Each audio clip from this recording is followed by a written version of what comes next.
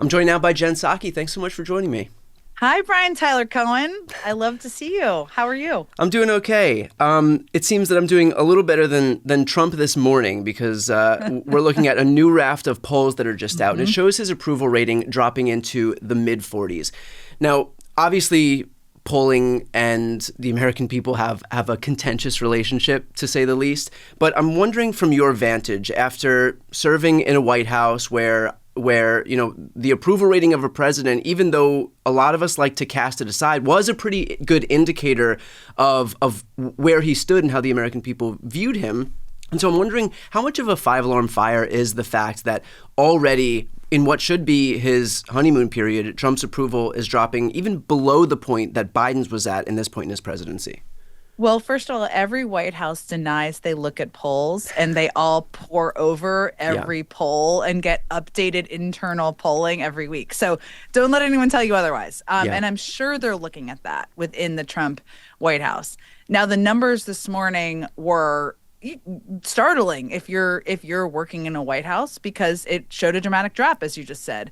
And it does show that the impact of his policies, it matters. People are seeing it and they're like, wait, is this what I voted for? Is this what I, pulled the lever for? And I think that's what you're seeing. I don't know if I'd call it a five-alarm fire, and I don't think Democrats or people who are opposing the Trump administration should see it as we've won, it's Yeah. over. Yeah. It's just an indication that activism matters, that people speaking out and calling out and explaining the impact on communities of his policies matters. And that all of these things, I mean, there were moments after the election, I don't know about you, I know because we talked about this. It felt like, is anything we're saying mattering? Does Yeah. it matter? And I think the answer is it does. And that's one of the things that these numbers tell you. Well, look, you'd mentioned that this is startling, and it will be startling for the folks in the White House who, of course, are going to look at this stuff. But I guess to build on the exact point that you were bringing up, in the sense that does it matter? I mean, this is a president and a cabinet that doesn't seem to really care about delivering on the things. Like, look, he ran a campaign that was wholly predicated on bringing down the cost of rent, bringing down the cost of housing, bringing down the cost of food, bringing down the cost of eggs. And since that time, he's been engaged in trade wars, levying tariffs on foreign countries, alienating our allies, releasing January 6th insurrectionists. So it seems like there's a massive disconnect between the guy he was when he was running for votes and the guy who he is as president of the United States. And so do you think that I mean, I know that we just came off the topic of whether it matters, but for him, does his approval rating matter in the sense that he's a lame duck president who really seems not to care at all about adhering to any of the things that he promised during the campaign? Well, first of all, I think he's always been the same guy. He just knew he just would say things Right. that he thought would be effective to win. Right, and by the way, including not to cut you off, but like in his first term, he ran his campaign predicated on getting a jobs boom, getting a manufacturing renaissance, an infrastructure law that became a joke of that administration, a healthcare plan that was cheaper and more comprehensive, and all he did was pass a tax cut for millionaires and billionaires when he actually got into office. Correct. And if you think Donald Trump cares about the cost of eggs or even knows what the cost of eggs is currently and how Yeah. much it's gone up, I have a bridge to sell you. Right. I mean, that is not what he cares about as a person. He does care about being popular. And he cares about having political support. So there's lots of ways to define that. And blissfully, neither you nor I are in his head. But Yeah. what does that mean? If his MAGA base is still with him, including people who are having a hard time paying for groceries, maybe he doesn't care that the cost of eggs hasn't come down. But if he sees dramatic drops in approval that are continuous and consistent on things like the economy, then he may care. We'll see. But he does care about that. I don't think he cares about human beings. The other thing I would just add to your list, which I think is hugely impactful and we're going to see more and more impacts of, are these budgetary cuts that they said they didn't make, that a court ordered them to undo, then they didn't undo. And now the impact of those are significant on communities. We're seeing them in rural communities, farmers, red states, doesn't matter, but it is interesting politically. We're seeing them in terms of people being even resources being cut from the VA, veterans trying to get help and assistance. We're seeing them in terms of early child care centers. These are things that impact people in their communities, and they may have voted for Trump just because who knows why. Right. But these are things that it's like, wait, is this working for me? Is this change working for me? It's not working for a lot of people. Well, look, if they're successful in passing the budget that they've laid out thus far, we're going to see a reduction in Medicaid. We're going to see a reduction in funding for student loans. We're going to see a reduction in funding for food stamps, all so that really they can fund tax cuts, which at the end of the day are not going to even out. It's going to still lead to a massive explosion in the deficit. And so all of this is not going to give Republicans, is going to take away popular programs, and it's not going to give Republicans the thing they purport to care about, which is being fiscally responsible. So they get neither. And really the game is given up in the sense that for the second time in a row during a Trump administration, we're going to see everything, caution thrown to the wind completely in deference to a tax cut for millionaires and billionaires. But the reason that I bring that up is you have so many programs that are popular. You have like Republicans use Medicaid, Republicans use food stamps, Republican voters are contending with predatory student loans. Republicans care about the deficit. Republicans recognize that the interest on the debt is a massive line item that we all have to pay for with our tax dollars. And so, do you think that there will come a point where kind of popular pressure is going to bear down on them because the way that they're acting right now, and I'm not talking about Trump, I'm talking about everybody else in the party that kind of is perfectly content to cast everything aside and grovel at his feet. Do you think that there's going to come a point where that is going to have an impact on those people who are running? Or is it just a situation where it's so important to just kowtow to Trump that even if it means casting aside every single piece of their political ideology in deference to him, that's what they're going to do? I think we're going to see the same thing until they're feeling political pain. Yeah. And that's disappointing, and it's kind of gross, and it's not what people were elected to do. You're elected to represent the people in your state or your district or whatever it may be. All the domestic examples are great examples and also hugely impactful examples on communities. The other example, I would say, where it shows in a very crystal clear way their unwillingness, far too many of them, to stand by their principles, is Russia, right? It was not that long ago, 10 years, but even 2 years or a year ago, when a number of these same Republican senators and Republican members of Congress, and some people who were even in the current administration, including Marco Rubio, who were saying Putin is a major threat. Right. It is immoral not to support the Ukrainians, provide them with arms, ensure that we are defending them and standing up for them. And now the same people seem okay with the Trump administration's approach, which is let Russia have all of the land, all of the leverage. Not even being willing to say that Russia was the aggressor in this war. Correct. And that is not an example that people may feel like impacts them in their everyday lives. And it probably doesn't for most people. Yeah. But it does tell you the willingness to bend themselves into pretzels and to give up their spines in order to please Trump. And that's the political calculation they've made. Jen, from your vantage, having worked in the White House, how cataclysmic of a move is what's happening between the U.S. and Russia right now, seemingly coddling up, well, not seemingly, I mean clearly coddling up to Putin, and at the same time not only abandoning Ukraine, but abandoning our allies in Europe? I mean, like, this looks like a massive reordering of the post-World War II peace structure that's led to decades and decades and decades of peace among the world.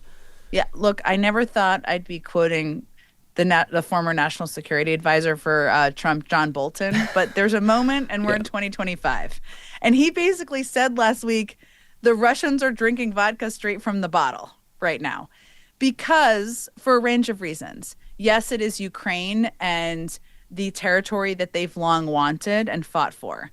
But yes, it's also that the Trump administration is giving them all of the leverage in advance of negotiations by saying you can have the land. Right. It's also giving them a version of a green light to Eastern Europe and other places that they may have, because some of these countries were former parts of the USSR back in those days. They have aspirations for additional land and space as well. So it is a reordering, and it is sending a message to the world. The United States is not going to stand up against big countries illegally invading smaller countries, which, by the way, is kind of a global order type of value. So it is something that I think has the potential to have cataclysmic impacts on the global order, how our allies see us around the world. Are we a reliable partner anymore? And also what license it's giving to countries like Russia to take additional actions like this. So we're seeing instances where, for example, Pete Hegseth came forward and preempted the White House, or preempted Trump, by saying that that Ukraine getting membership into NATO was off the table, was a non-starter. Mm-hmm. And then, of course, the White House walked it back. But I think the message was already sent. In any case, it's being framed as a gaffe. You have somebody like you have somebody like Sean Duffy, the transportation secretary, of course, presiding over a daily deluge of collisions and crashes and planes falling out of the sky. Meanwhile, he's posting pictures of himself going on joyrides on Air Force One to the Daytona 500.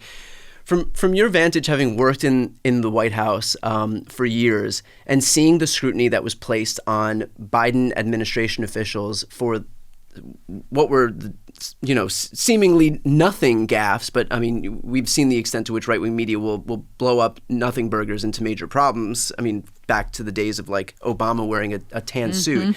How do you perceive the asymmetry right now that there is just overall crickets from right-wing media for things that you and I both know they would get fucking obliterated on if Pete Buttigieg was overseeing the Department of Transportation where planes could not stay airborne?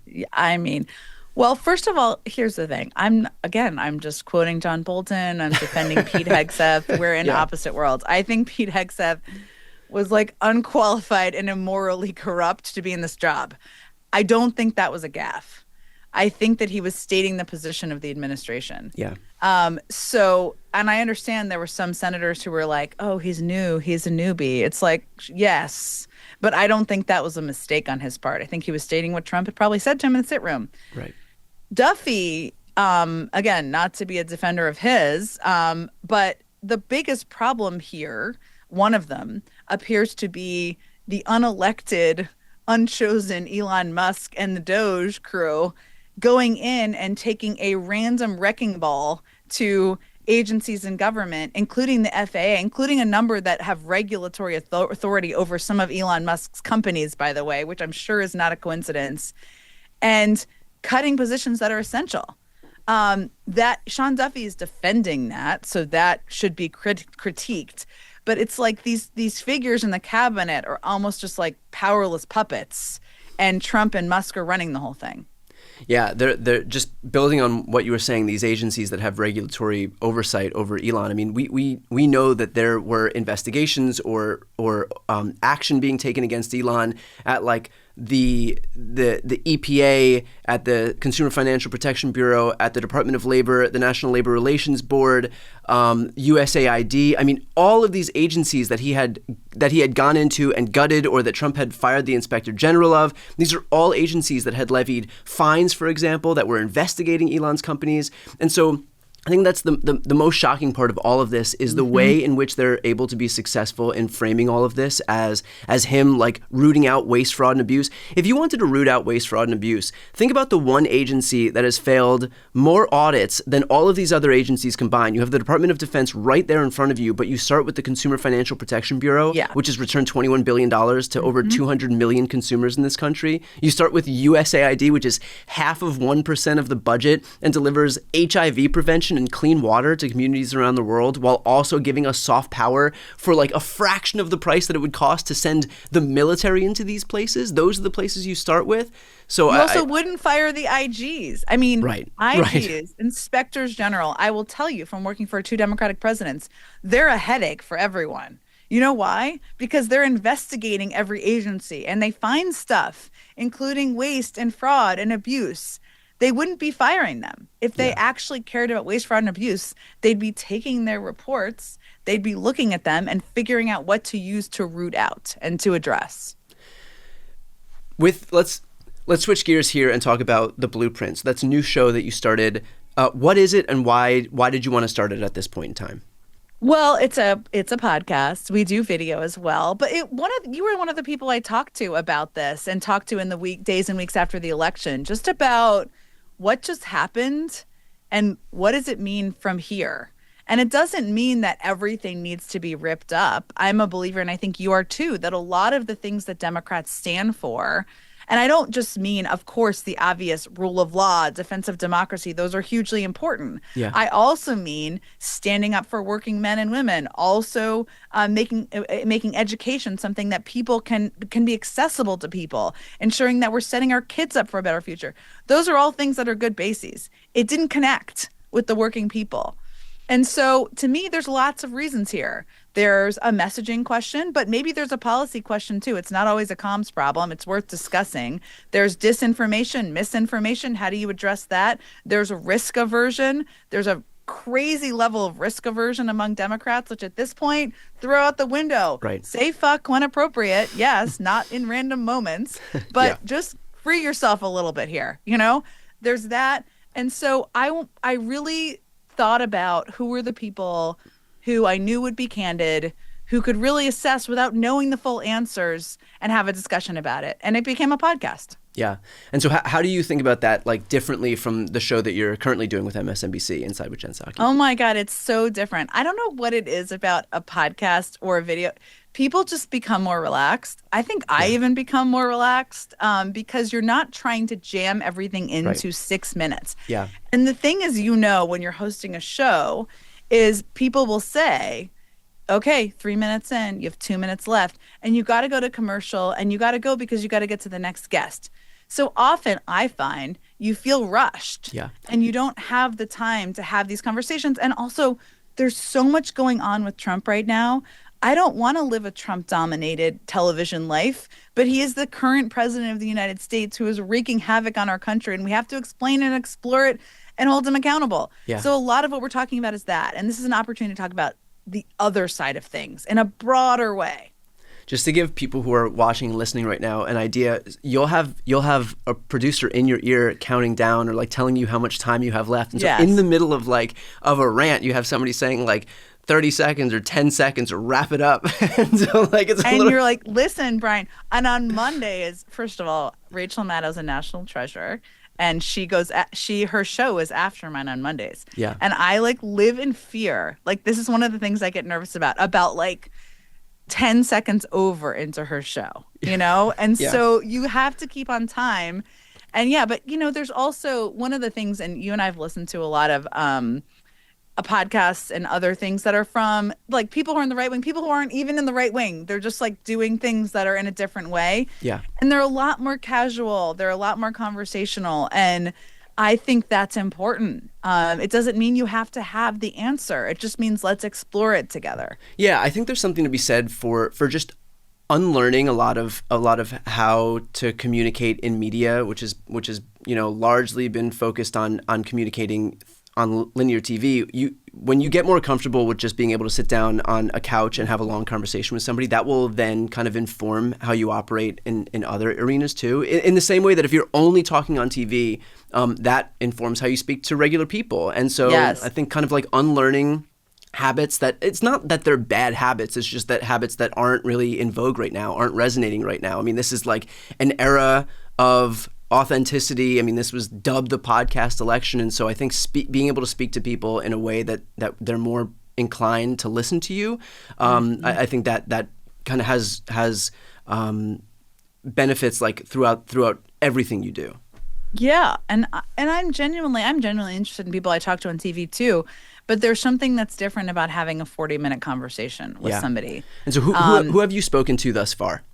So far we've had Governor Wes Moore, Jack Schlossberg, who's JFK's grandson, Rahm Emanuel, Don Lemon, and then next week we have Jamel Hill, who is a former ESPN anchor, and also J.B. Pritzker. Okay. So Yeah, it's people who are just going to speak their mind as kind of the list of people I really wanted to talk to.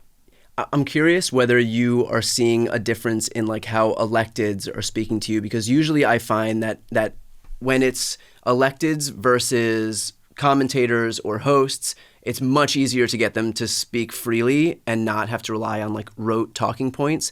But especially as we get toward the election time, then it's just talking point city. But I'm curious if you've already seen some move, whether it's with even in your conversation with Wes Moore, whether there's more of an embrace of kind of not relying on, not sounding like a politician in the way that people have in the past. Yeah, and it's also kind of a test of whether people can do that, right? I mean, Westmore's a great example. There are things that he's the governor of Maryland. He has millions of federal workers in his state. We actually sat down and did an interview, a taped TV interview right before we did the podcast, 2-for-1 around here. Yeah. And he was still quite effective and good, but we were talking about really, the gutting of the FBI and things like that. The thing about the podcast is you can have a conversation that's much more broad, right? About Republicans taking over the mantle of patriotism. I mean, he's a veteran. He had some really interesting things to say about that. He told me about how he used to run the Robin Hood Foundation, which is focused on poverty in New York, how when he was first running for governor, pollsters told him not to use the word poverty, which is like, so it unearths things that are just much more telling about people. Everybody can't do it, but everybody needs to learn how to do it, which is speak like a human being in kind of jeans and a sweatshirt or a sweater or whatever you're wearing, because that's how everybody is. Nobody's sitting, as Don Lemon said to me, actually, nobody's sitting on their couch in a suit and tie waiting to hear an update on politics from you. And I'm like, does that mean I no longer have to wear a suit because I'll burn them in a fire? But it's been really eye-opening in a good way because I think it helps you explore in this moment, where does everybody go from here? Because that didn't exactly work. Right. Well, I'm glad at least that, like, look, I'm grateful for you being able to get into these new spaces. I think that the more people on the left who are able to embrace, like, changing things and recognizing that what we did in the past isn't going to be effective moving forward. And so I think being able to iterate is especially important. So grateful for you doing it. Where can we get the Blueprint? Anywhere you get podcasts, Spotify, Apple Podcasts, anywhere you get them, we are there. Excellent. Well, I'll put the link right here on the screen and also in the post description of this video. Jen, thanks so much for taking the time. Thank you. Great seeing you.